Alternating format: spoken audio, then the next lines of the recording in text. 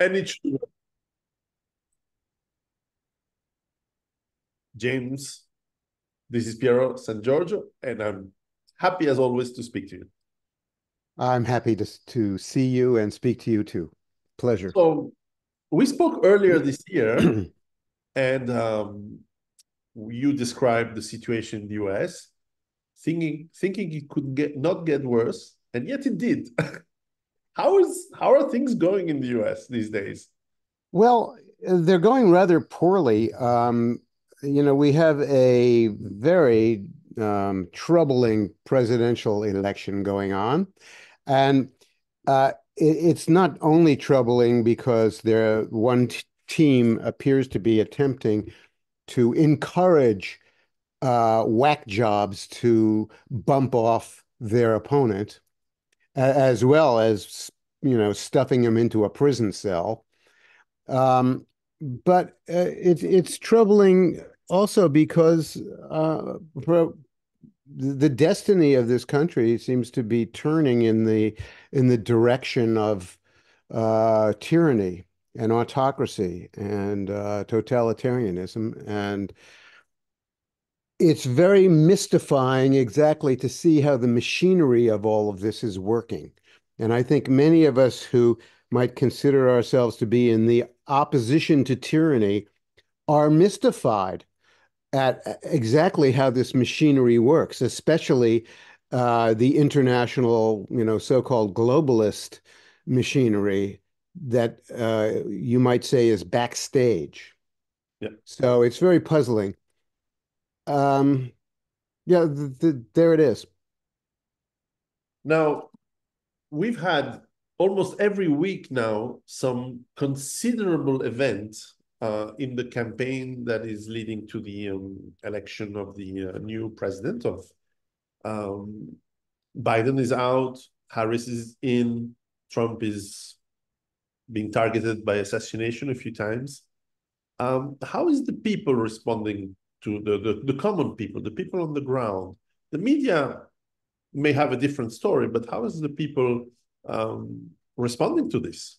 Well, there are two basic groups of the American voters or populace, the sane and the insane, I think.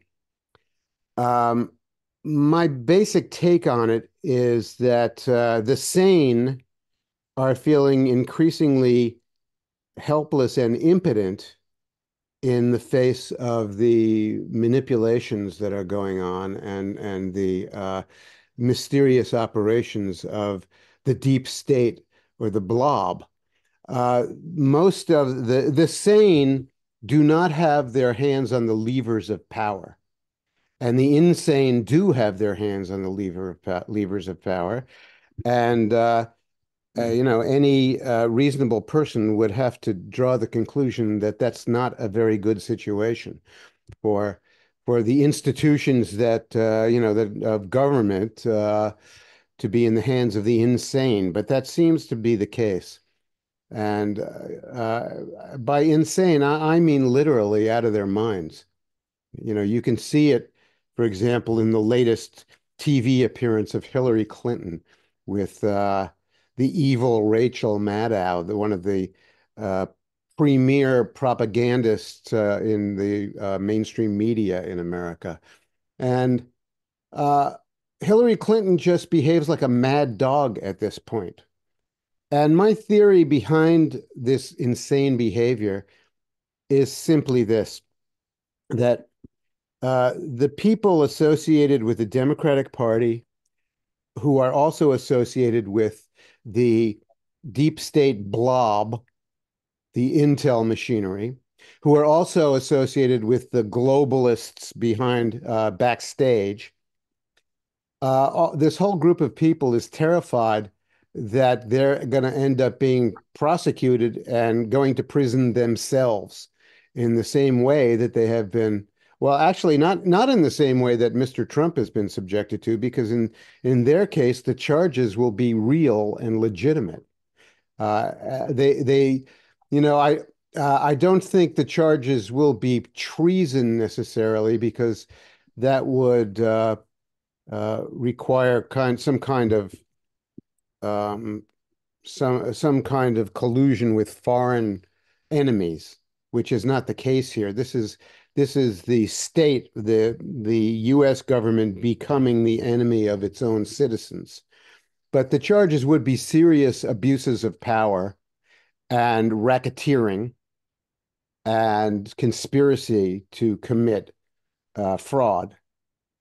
And everybody from Hillary Clinton to Christopher Wray, the head of the FBI, Mr. Mayorkas, the head of the Homeland Security Ministry, many people in the State Department, a whole range of federal agencies, and probably also in the operation of the Democratic Party of the Democratic National Committee stand a chance of being prosecuted for racketeering and conspiracy, and they know it, and they're afraid.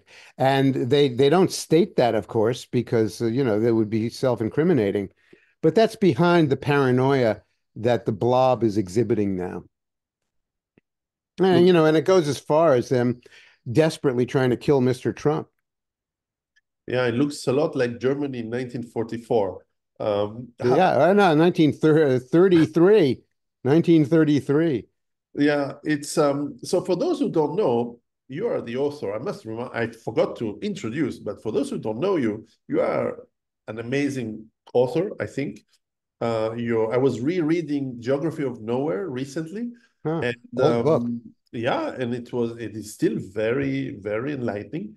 And of course, the long emergency, Too Much Magic, Living in the Long Emergency, and World Made by Hands are books, and I will put the links below. And Thank you. you've been chronicling this kind of fall, this long emergency for many decades now. Do you see acceleration? Oh gosh, yes. Things are, when you have these systems failures that we're seeing now, they tend to ramify each other and make each other worse. So, but what's also happened, what I actually didn't foresee in my original disquisition on this subject, the long emergency, was that these instabilities and failures of the systems we rely on would prompt so much mental illness. That was the one thing that I overlooked. I did not have a chapter in the book about how crazy the country would get. Although I did, when I was on the lecture circuit years ago, which stopped around 2018 when the blob started uh, getting the universities to stop inviting me. I wasn't singled out. I mean, the universities stopped inviting any lecturers who were trafficking in ideas that they didn't like. Mainly, anti extreme progressive Marxist ideas. Anything that was against that, they weren't too congenial with. But I used to tell audiences that the way Americans were behaving and their obliviousness to the growing problems that we were inviting would mean that the time would come when they would beg somebody to push them around. And that seems to have happened, but I did not anticipate that it would provoke so much insanity, so much mental illness, and you know, uh, turn us into a reality optional society. Yes, the despite all that, as we record today, the stock market is at its highest in the US ever, and so is gold. Yeah. Well, it's hard to tell if the mechanism of price discovery has been completely banished from markets. Um, I think, perhaps people like you and I would like to think that price discovery has been banished in everything but precious metals. But I'm not even sure about that. I mean, why would that be the case if they could manipulate everything else? The markets themselves, the financial system seems to have fully mutated into a racketeering operation in which, the word racketeering and racket really refers to making money dishonestly. And so, the idea of markets in the first place is to establish some rational and reasonable price for everything.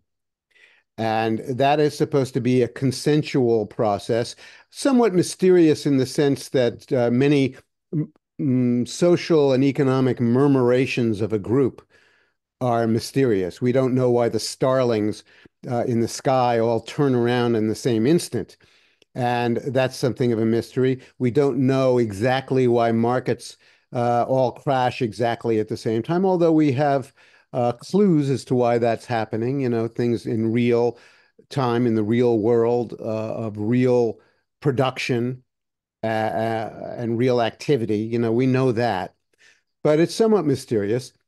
But that those mysterious processes, like the providence of God, uh, has to be allowed to, we have to make room for that in our view of reality and allow for its operation. And the people in charge of finance have done everything they possibly can to game the system and rig the system and make it only work in their favor. The problem with that is, it's basically a comprehensive Ponzi scheme because you're essentially stealing from one group of people in order to enrich another group of people and doing it dishonestly. And in so doing, destabilizing the mechanisms that are actually in play, namely, as I said, markets, indexes, and the trading process. So, you asked me if things were accelerating. We're seeing a lot of systems failing and wobbling at the same time. On the ground in America, you see it in things that many civilians are not paying attention to, like the trucking industry. You see that many trucking companies are going out of business. You see a notable reduction in the volume of freight that is being moved across North America. And that tells you something. It tells you that basically that supply chains are beginning to not work. I mean, if the trucks are not going to be there, and the trucking companies are under great stress in one way or another, either from an inability to make a profit, overregulation, as is the case in California. For example, in California, there are recent environmental regulations which make it impossible for someone who owns a large tractor trailer truck to operate that truck if it is more than 3 or 4 years old because of the mechanics of the fueling. It has to have, there's a certain chemical that is now required to be injected into the diesel fuel. I don't remember the name of it, but uh, if your truck is not equipped with that, you can't. And if if the whole rig does not comply with the recent laws, you're out of business. So a lot of people are just going out of business, and they're unable to fight the state over this. The state has endless legal resources to fight the little guy who owns a company. So this is going on in California, but also around the country. And there are other forces in operation. So, one of the consequences is that the fresh produce that arrives at the grocery store is increasingly low quality, Hmm. because much of it has to make a long journey, 3,000 miles from California or Mexico, or, in the case of Florida and New York, it's, more like 1,500 miles, but it's a long way by European standards. Yeah. And so these journeys are not being made. And then there's a whole problem with, the refrigeration. The trucks that are refrigerated are more costly to operate than the dry freight trucks. Believe me, trucking is a very important part of the whole economic system, and especially in North America, where we really don't have a decent railroad network. Mhm. So I don't know. I would guess that in Europe, there's a lot of trucking, but a lot of things make the journey on a train, and only the last part of the journey goes on a truck. There's a lot of that, and however, what you describe is something I see everywhere. I was in Quebec, in Canada, the last few days, and they also complain by a jump, exponentially increasing number of bureaucracy and rules, sometimes contradictory, and so is it. So is the case in Europe. And do you think this is the plan, or this is just moronic incompetence, which is always the question people seems to ponder these days. Yeah, and it's really hard to tell, isn't it? Uh, I mean, there are some elements of all the mischief that's going on that are obviously either explicitly planned or allowed. For example, the insanity of the drag queen story hour phenomenon in America. Do you have that in Europe? Of course. Oh, you do? Well, you had it at the Olympics, So it is right? coordinated because obviously otherwise we wouldn't have it Yeah. at You, the you same saw the time. Olympic opening ceremonies, right? And the Of closing course. ceremonies. Well, actually didn't look at it, but I saw the You must image. have seen some Yeah, photos and of video. course. Yeah, I'm sure. busy. I don't have time to for such things. Well, I didn't either. I saw the videos, but I saw plenty Exactly. of it, Exactly. and it Yeah. was completely insane. Yeah. And the drag queen story hour in America, it's an interesting phenomenon because I think it's misunderstood. You know, these men who are dressing up as women, in quotes, women, they are not presenting themselves as women, strictly speaking. They're Mhm. presenting women as monsters. And this is a very, I think, a kind of a subtle psychological ploy. It'd be one thing if they were just saying, we're trying to make ourselves as beautiful as possible and pass ourselves off as women, but they are so obviously acting as monsters. There's some other psychological dynamic that's going on there that you have to think is pretty sick. And it's the kind of thing that's so subtle that it's easily misunderstood, even by supposedly intelligent people who are missing the point. Mhm. And and the idea that the educated class, the thinking class in America, which predominates in the left, globalist, Democratic Party cohort, Yes. the fact that they think that's okay tells you that they're insane, right there. Exactly. It is something that people who don't travel abroad, especially outside of the West, of the American empire, don't realize how much harm it is causing to business, to the views of people that they have about Europe and America, and that it used to be contempt, it used to be mépris, how you say that? Yeah, contempt, and now it has become anger Hmm. because there's nothing more sacred to people across the world, obviously not here, but than children. And so the school, let alone the Olympics and being in school, this is like 1,000 times worse than the Weimar Republic, because you can have cabaret with transvestites and whatever you want. It's still for adults. And when you go in the schools, this touches something deep that angers people all over the world. And Well, Russia will yeah, never stop. China will never stop now, and most of the other countries will join them, if only for just that topic. It's yeah. crazy. And I think an interesting feature of this, we talked about we touched on the idea of systems collapse and systems instability. Now, education is one of the major systems that we depend on for daily life in Western civilization. And I don't think that we appreciate how easily it can be broken and destabilized. And excuse me, I'm going to sneeze. Uh, you might have to edit that out. Yeah, it's global warming. Sometimes it can Oh, that catch must be, cold. yeah, that's exactly what it is.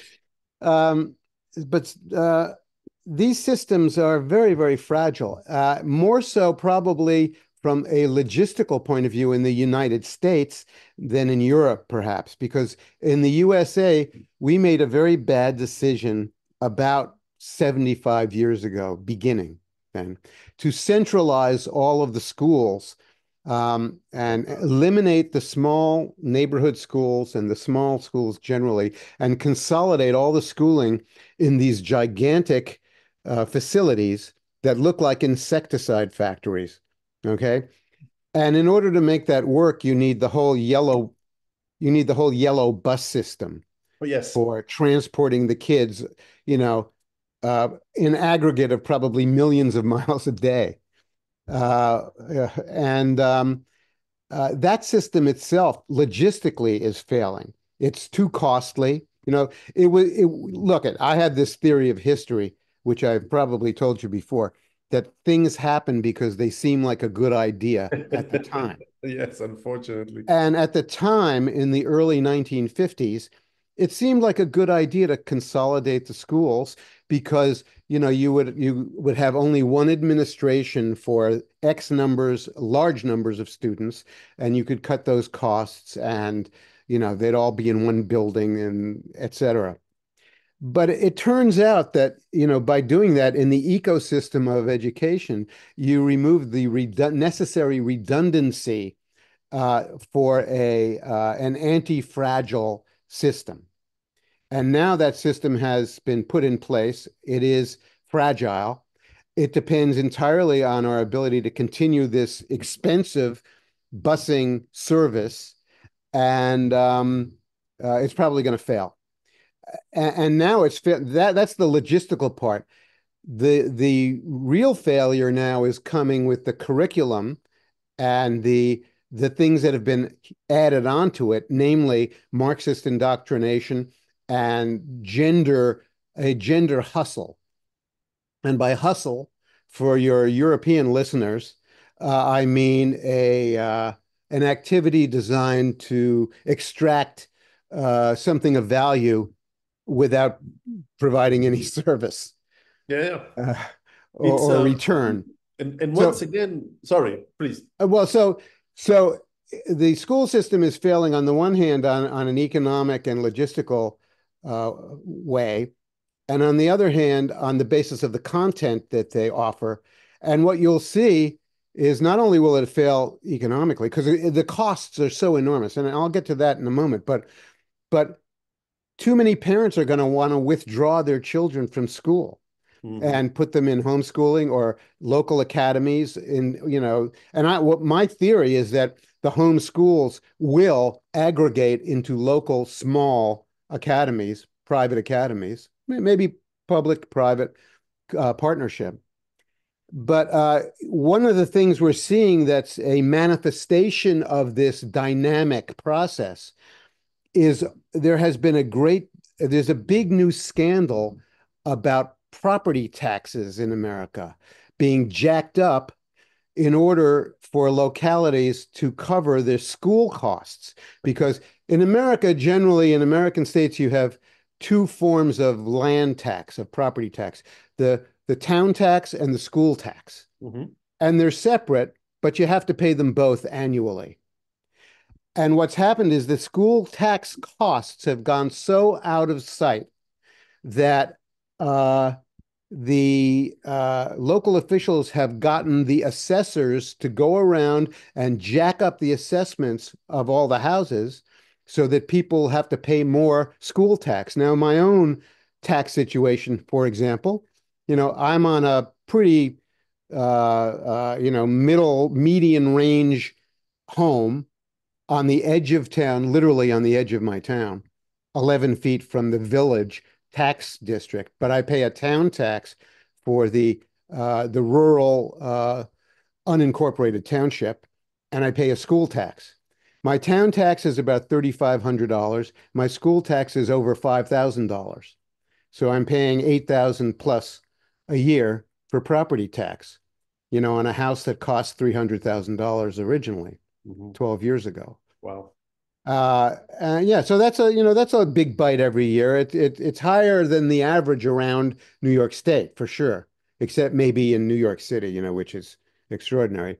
But Um, we're seeing this manifestation of price jacking of property taxes in places like California, and now the citizens are onto it, and the lawyers have entered the scene, and it's becoming a big scandal. Yeah. But what that tells you is not just that people are being cheated, and not just that the government officials are misbehaving, but it also tells you that the school system is unaffordable and that it can't continue, any more than the U.S. government can continue carrying a $35 trillion debt. So we're seeing all of these various, we've only been talking about two specific systems so far, trucking and school. Okay. They're both failing. They will both have ramifications that will, you know, send out signals to other things. The schools will start to ramify the problems of businesses that have to hire uneducated people or poorly educated. It's already happening. It's one of the reasons why so few things work in America anymore. You know, it's why you can't get a live human being on the phone because no company wants to talk to you as a customer. And that kind of behavior that's very, very short-term thinking. And the result of it will be that these giant corporations that don't want to talk to their customers will eventually lose their customers. Yeah. And then we will have to return. Look, at all of these economic niches have to be occupied by some sort of economic organism uh, in an opportunistic way. And let me mention something else. In biology, uh, in biology, you see this phenomenon that when organisms reach the end of their evolutionary dead end, they tend to get larger. Oh, yes. Okay, I'm showing your viewers, for those of you just on audio, I'm showing a little plastic statue that's on my desk of the Baluchitherium, which was a gigantic mammal that inhabited the steppes of Asia in the previous geological age. And that was the end of the line for giant land mammals at the time. You know, the same thing is going to be true of the giant corporations, the global corporations, the national chains, the Walmarts and all the rest. So you see, Amazon is a very good example because what people don't realize is that Amazon relies completely on the trucking system. yeah. And if the trucking system starts to fail, then Amazon's going to fail because they don't have any other way besides this science fiction fantasies about drones, and I'd like to see a drone, carry a 50-pound package around. I don't think so. Hmm. So, all these things are just so fascinating to watch, and it's a comprehensive systems collapse. You asked me earlier whether it was coordinated. It sometimes seems like somebody is definitely trying to bring down Western civilization. Uh, and, it has different qualities in Europe and the United States. In Europe, it seems to be much more overt, the way that it emanates from the EU and van der Leyen and Klaus Schwab and the WEF and all of these international organizations. And also in what seems to be the weaknesses of the people running European governments. Oh, yeah, definitely. And the capacity of manufacturing is dropping very fast, even in countries like Germany. The military capacity, all the while they're pushing for war and banging on the drums of let's attack Russia, while not being able to produce anything or even operating. Royal Navy last week announced that all of their submarines are not operational. None, zero. All of them. All of them are not Wow. operational, either because there are no crews or because there's no the skills. The crews don't have the skills and there's no one having the skills to teach them, or because they don't have the maintenance that has been to the sufficient levels. And so they have massive failures in everything. So the only budget that keeps being floated is the budget for minorities, the budget for immigration, the budget for all these weird sexual minority training, and of course the budget for the judicial system, not to catch criminals, but to hunt people who write hate speech on internet. The UK is just seems completely insane. Oh yes, Like everything they are doing is against the interests of their own people. It's amazing to see this. Just by what process does this happen? You know, the ergot poisonings in medieval Europe good are point. not were not as crazy as what is now going on in the UK and other parts of Europe. Definitely, that's a good analogy, and it's so there might be a bit of all, a bit of infiltration. I mean, for sure, China is. I don't even know if they're happy about this because they would probably rather have good business partners, but surely they influence a bit, and they're happy that we are weak, but they certainly don't do everything, and we certainly have ideologues that are Mhm. insane, and the rest I think you describe it pretty well in Too Much Magic. There's a lot of what in that book which could be read again and again right now. It's probably what 10 years 12 Yeah, years, 2012, 12 years old. and it's still worth reading. It has a lot of these points, and indeed you can add insanity, and your perspective, when empires fall, do they have these bursts of insanity in the elites?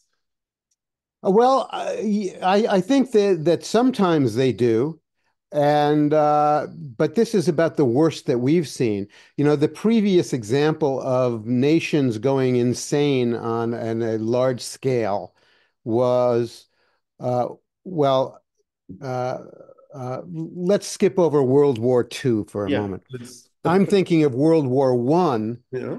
you know, which is a conflict the start of which still mystifies historians because the First World War started with a chain of consequence, but the consequences were brought about by insane decisions made by sovereign nations. Um, the nature of war had changed sharply at the turn of the century and a little bit beyond that, when it became almost completely mechanized. But they hadn't realized it, for one thing. You know, many of the military people still thought that they were fighting the Franco-Prussian War on horseback, and that it would only last for 3 months, and that it would be uh, a glorious enterprise. But you know, it turned out to be a great industrial slaughter that shocked Western civilization. In fact, it shocked Western civilization so much that it manifested in an interesting way by making the art of Western civilization insane. Mhm. And, you know, before the First World War, you know, you have the beautiful expression in painting. And I'm interested in this because I'm a painter. Yeah. But you have the beautiful decades of the Impressionist painters and the post-Impressionists. And one of the reasons that they flowered was because of industry, because industry produced new chemical synthetic colors and packaged them in tubes that were easy to use and you know could be used right out of the tube. Mhm. And for the first time possible, before that, before the 1850s or so, the painters used to have to grind their own paints out of natural, you know, minerals and things, and mix them with oils, and then they would store them in pigs' bladders with a tack on a string. And when they needed the paint, they would put the tack into the pig's bladder, squeeze out a little paint. This is a completely homemade operation.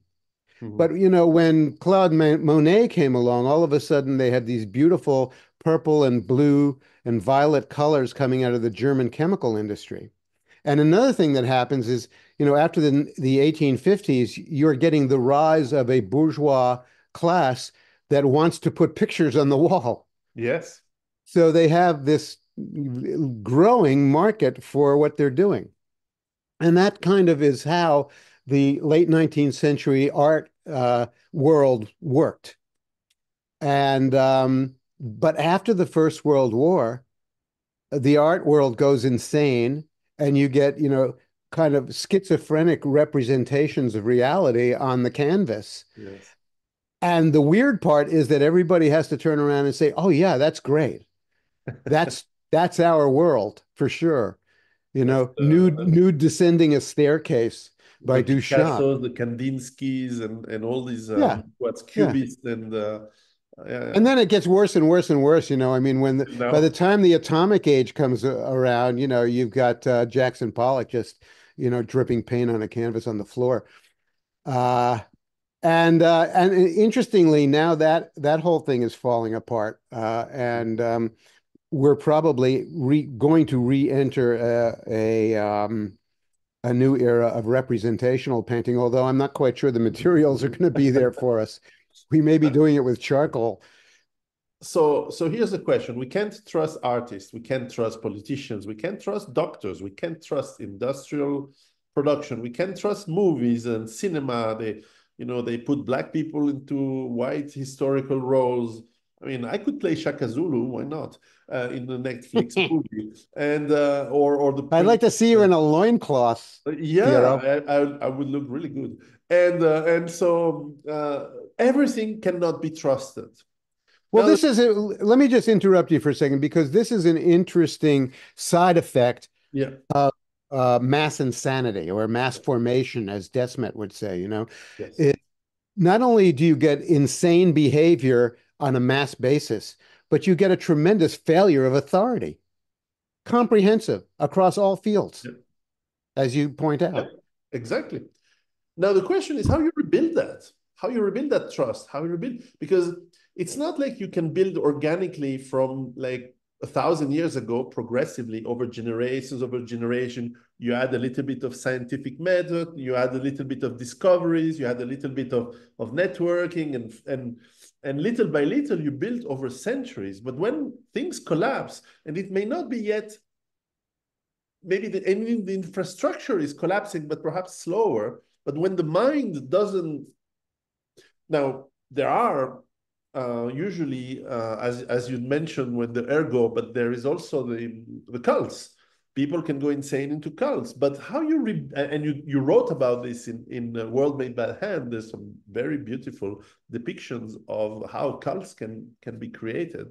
But how you rebuild the trust in what society makes. Uh, Probably not the way that many people imagine, because as I did write in several of my books, um, societies are emergent organisms. They are organisms that follow the path of the process called emergence in nature. And what that means is that many organisms and systems are self-organizing. They self-organize in terms of the circumstances and forces that reality is sending them at a particular time and place in history. mhm, And this is why we get the phenomenon of people thinking that uh, um, things happen because they seem like a good idea at the time. mhm, Okay. So emergence tells us that these things are self-organizing, and what that means is that probably many of the institutions will have to be junked, or will be self-junking. They will junk themselves by becoming irrelevant and of no value. So people will stop paying attention to them, using them, obeying and complying with them. And emergently, nature hates a vacuum. So emergently, new social contracts, new social contracts will fill the niche in the society that is necessary to have these social agreements. But it may be a rather painful, slow process, and it will probably happen on a very, it will move from the very small local uh, place to the larger arena. And we can't say exactly how it will happen, especially in things like justice, the law system. Right now in America, well, I think in Europe too, people have lost faith in the law because the law has become insane. We in Europe, you're now prosecuting people for their thoughts and presuming to be able to read their minds and understand their intentions. We've And done that before. In America, we're holding political prosecutions Yes. that are clearly stupid and illegitimate and incompetent, especially the cases that have been brought against Mr. Trump. And so people are losing faith in the law. Also, we're rounding up a lot of people, just ordinary citizens, these poor grandmothers who are praying in front of abortion clinics. And people are going to lose faith in the law. And the law, the judges are going to be judged harshly. So, there's a lot of talk in America about a new civil war. I don't think it will be between the conservatives and the leftists. I think it will be between the sane and the insane. Well, that should be I'm not fun. sure if the same is exactly true in Europe, and I'm especially concerned about the UK right now, because the UK especially has a situation where most of the migrants that they have invited in are Muslims. And Muslims don't believe in most of the precepts of Western civilization. They don't believe in free speech and many of the liberties that we take for granted as Westerners, nor do they believe necessarily in the academic pursuit of truth and they tend to be rather cruel and oppressive. Yep. And their law, Sharia law, is cruel law. We can pretty easily see a bad situation developing in the UK where the original inhabitants of the UK are going to have to decide whether they're going to submit to Sharia law. And that may end up being a violent situation. In fact, um, that wonderful novel, Submission, came out of France actually about 10 years ago by Yes. Houellebecq. Well back. Am I pronouncing his name properly? Correct.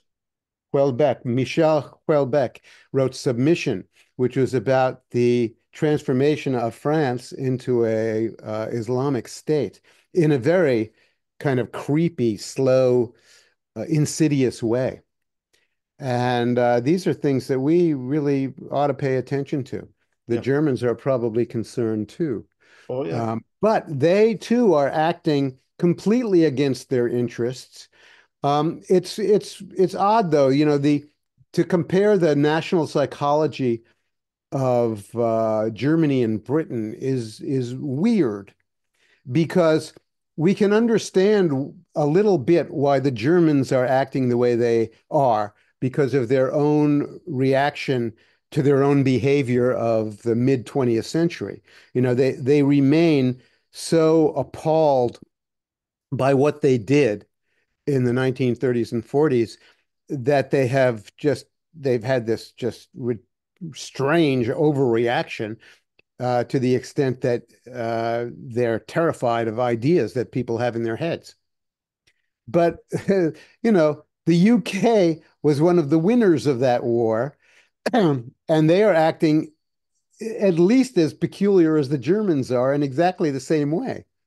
So Um, and the same for slavery. Britain is the first modern country who banned slavery and even uh, went to war with many other countries to ban it and spent a lot of treasure and men and fleets to stop the slave slave trade. trade.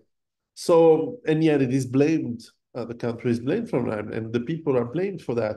And the government is siding, obviously, with this weird, unholy alliance between the LGBT crew and the most hardcore Islamist It's people. insane.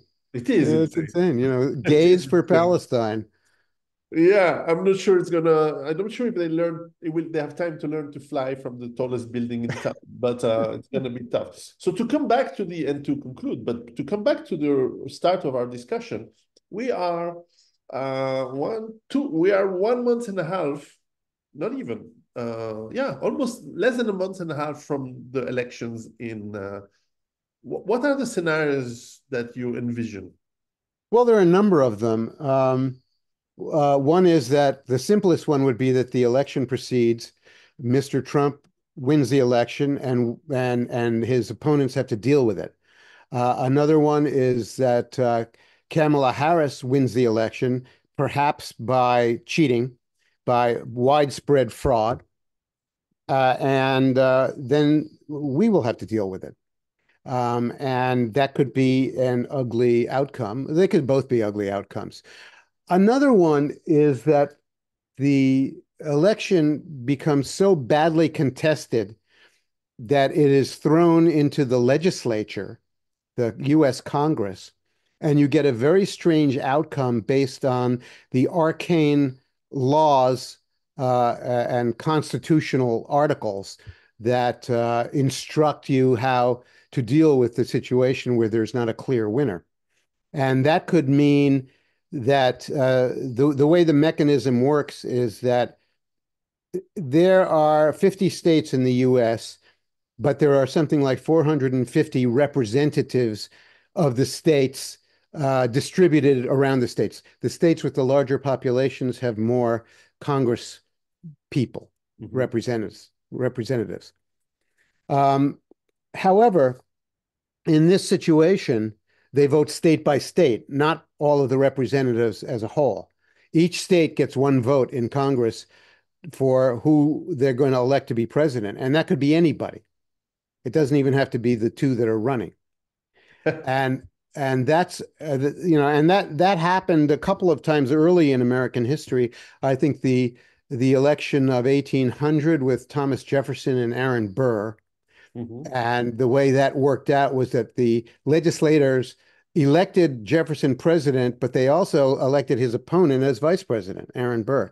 And now Aaron Burr became a very dark figure in American history. He ended up plotting against his own country in the West.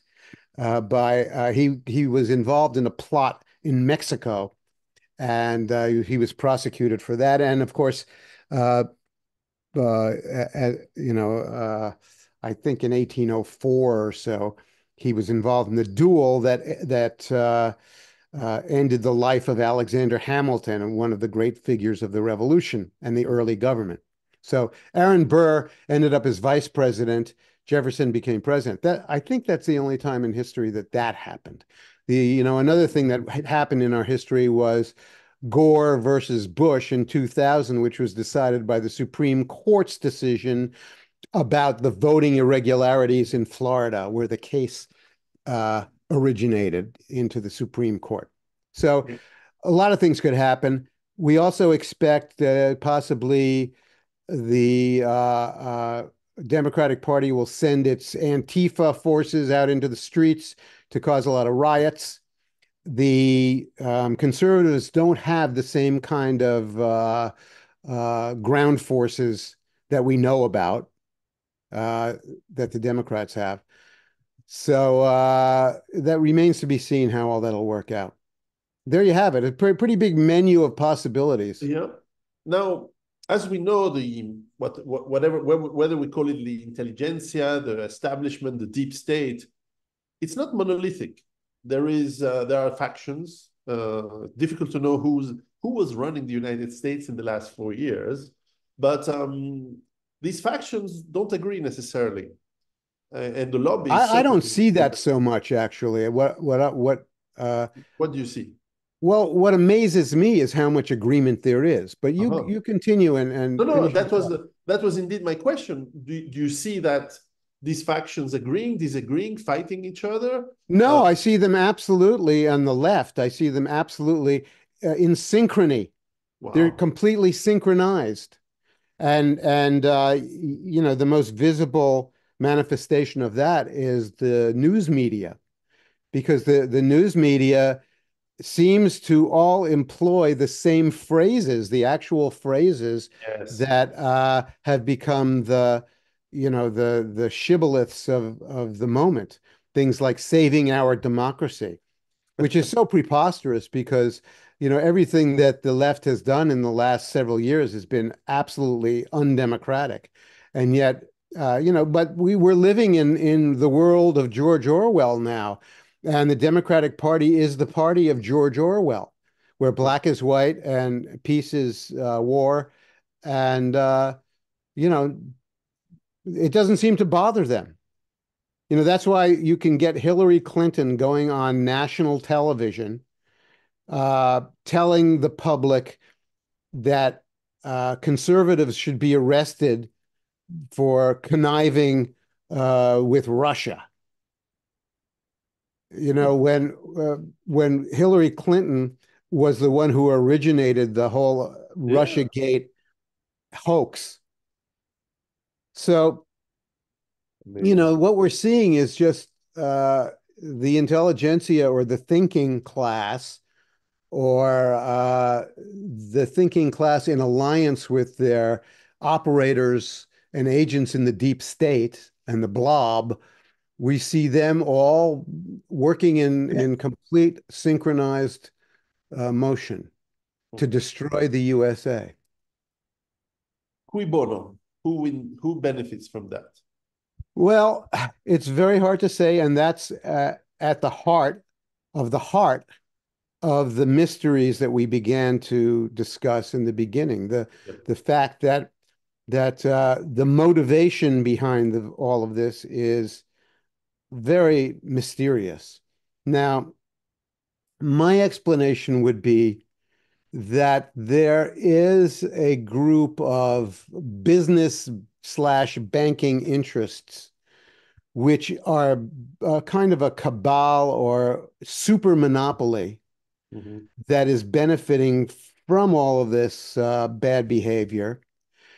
But I'm not sure that it's guided. I think that it may have taken on an emergent characteristic of its own, and to some degree is operating automatically. And that's why you see relationships like the BlackRock uh, banking and finance group Yeah. being completely entwined with the deep state. And, what we do understand is that BlackRock is connected to all of these industries, for example, who want to take over Ukraine because of its resources, because of its mineral resources, its, maybe it's gas and oil or, other things, but mostly, it's mineral resources and it's farmland because it has some of the best farmland Yeah. in all of Eurasia. And BlackRock has been operating around in the background of Ukraine for years and years and years during the whole period when the blob and the CIA has been busy destabilizing Ukraine to make it possible for the West to take it over. And the Russians saw what was going on, and they just said no. Now, the West and especially the USA blundered really badly by allowing Zelensky's government to send rockets into Donbass for 8 years before the Russians moved in, because they gave the Russians a perfect pretext for doing this. But that's really the dynamic that's going on in Ukraine. And backstage is BlackRock and its connections to the CIA Yeah. and its connections to other businesses that are big businesses, namely oil and minerals and stuff like that. So, you know, I think we can see the self-organizing properties in that. Well, certainly the next 6 weeks are going to be very interesting. I remind to anyone who's listening to us to check your blog. It's kunstler.com. No, no, not right now, because you may not know this. My website was taken down 2 weeks ago. Oh, I It was did not. attacked, or or we're told there was a hardware failure, but we're starting to not believe that anymore because they haven't replaced the hardware, and they're not Oh, telling us anything about it. So now, luckily, I put myself on the Substack platform about 8 months earlier. And I've been running my blog on Substack, although the other features in my website are not present at the moment. Exactly how we're going to reorganize my website, I'm not sure, but my blog, which runs twice a week on Monday and Friday, comes out at 10 o'clock in the morning, New York time. And it's James Howard Kunstler at Substack. And just Google it and you can find it. Actually, if you go to kunstler.com, you will now be redirected automatically to my Substack. That's how we're dealing with it at the moment. I will put the link just below in the description of the video, as well as the links to your books page. And I My books encourage, page isn't up right now. no, I mean on Amazon or Oh, somewhere. on Amazon. Okay, And sure. because That'd be your great. books deserve to be read and read again, they were really prescient and quite accurate. And we'll have to talk after the elections to analyze Oh yeah, I can't what's wait. happening. And maybe there will not be elections. Who knows? That's another option. I left that one out, possibly. James, thank you very much, and My we'll be in pleasure. touch. Take care. Stay on the phone a sec. Are you there?